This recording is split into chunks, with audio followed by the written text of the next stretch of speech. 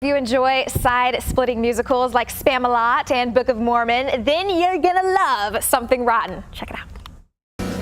And for some unexplainable reason, the crowd goes wild every time. Two 16th century brothers are desperate to write a hit play, but they're stuck in the shadows of some guy named Shakespeare. So they set out to try something different, writing the world's very first musical.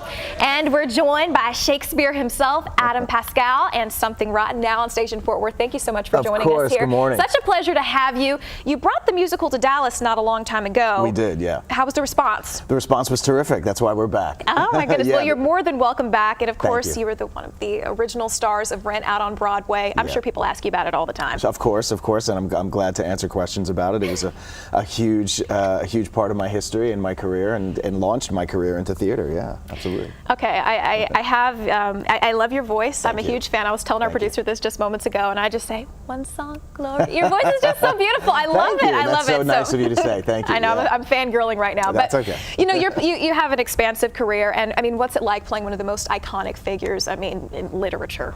Well, the great thing about playing somebody like Shakespeare is that nobody really knows what his personality was like. So we definitely have poetic license to take him in a direction that take him in any direction really that we want to. And so we've made him into quite the pompous, arrogant, but hopefully likable character. No, I love that because you've seen him displayed so many different ways, as you said. I mean, across film, media.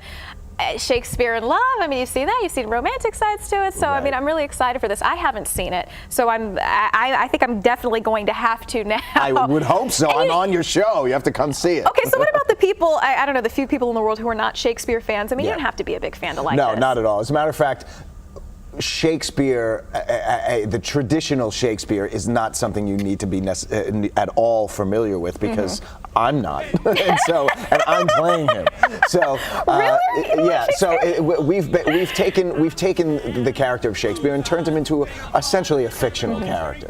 So you don't need to have any familiarity at all with.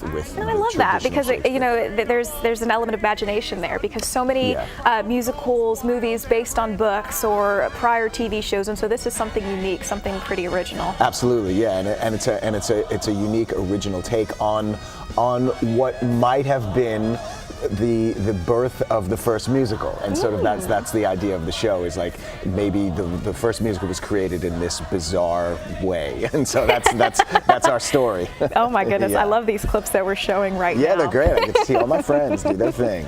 No, that's pretty exciting. So okay, so you know the whole story. What is something that you think our viewers would find particularly interesting, without giving too much of it away, of course? Right.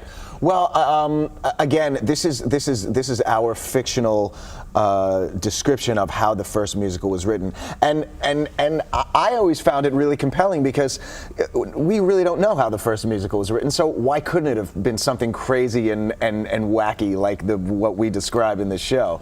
You know, and so and what I think that the audience will really take away from this is the joy and the comedy and the heart of the story of these two brothers, Nick and Nigel Bottom, and how much they love each other, and that this musical really came out of their desire to support one another and for a happy, healthy family, and so it has a genuine, heartfelt core, you know, at its center. Exciting to talk to you about it. And your next project, I mean, what can we expect from you in the future? I don't know. That's a good question. I'll be with this tour through May. Okay. And who knows? You know, that's the entertainment business. What are some of your next stops then through May? Let's see. Well, we have Hershey, Pennsylvania. We have Worcester, Massachusetts. We have Providence, Rhode Island. We have Orlando, Florida. We're heading back to the East Coast. No, I love that you say Worcester, Massachusetts, because I worked with a guy from Massachusetts. It's Worcester. Worcester. It's Worcester, yeah, Worcester. Massachusetts for sure. No, my wife's from Boston. I know all about the accent. Yeah, I try and avoid it. And where are you originally from? New York City. Oh, New York City. Yeah. Okay, that's pretty exciting. So what would you say to the people out there who may be aspiring actors? What would you say for anybody out in that? I'm sure that's something you get asked a lot, but please. I do. Well, I mean, I actually get asked that question a lot by kids, and I tell them to find something else in their life in addition to acting that brings them happiness and joy, and don't rely don't place all of your eggs in that basket, where your happiness is determined by whether or not you get acting jobs. No, that's a good point. I know it can be pretty tough out there. Okay, Yeah. well, that's some great advice out there. So have a plan B then, I'm guessing, as well. A plan B that parallels your plan A. Not to fall back on, but to do at the same time. Okay, well, thank you so much. And you can see Adam in Something Rotten through Sunday at the Bass Performance Hall in Fort Worth. Go to basshall.com, and we're going to be moving on with our entertainment segment now. Thank you so much, Adam, for joining us. Absolutely.